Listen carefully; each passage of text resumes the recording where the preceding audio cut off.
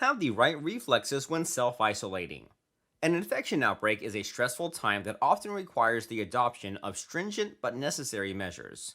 During a pandemic, people are forced to self isolate to curb the spread of the disease and prevent new infections. It is a critical aspect of mitigating the disease, and as such, everyone should play their role adequately. Self isolation has two objectives: to protect yourself and to protect others.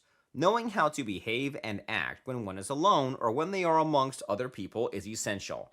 Therefore, you need to develop the right attitude and reflexes when self isolating. To protect yourself and the people around you, here are some behavioral do's and don'ts that should be on the tip of your fingers. Always act to limit contact. Self isolation limits contact with other people, save for those with whom you are in self isolation. Whatever you do, it should be on the top of your mind to avoid contact or physical meetings with other people, infected or not. Avoid having visitors in your house. Do not visit other people.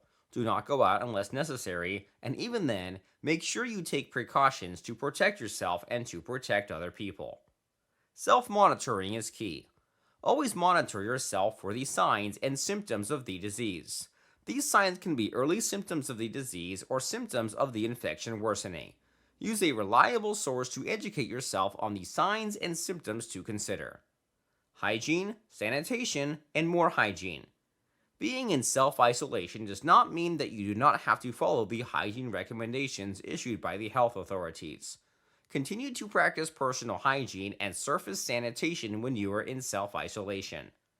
Make it a point to disinfect all surfaces and points of frequent contact after each use, especially if you are living with other people. Think of vulnerable individuals. Whatever you do during self isolation, always think of vulnerable individuals around you. Susceptible groups include people at the extreme ends of age and people suffering from chronic and pre existing conditions like diabetes, asthma, etc. Think of these people and try to put them first in everything you do during self isolation, whether diagnosed with the infection or not. Seek help when needed. You should not hesitate to ask your healthcare provider for help if you have any problem or you are not sure about something. Self isolation does not mean you should figure things out on your own. If you develop a symptom, before you decide to self medicate, ask someone else with authority and knowledge for advice and confirmation. Stay informed. Make it a habit to always stay informed.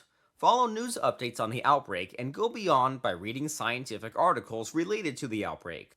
The more you know about the disease, the better you will be equipped to help fight it.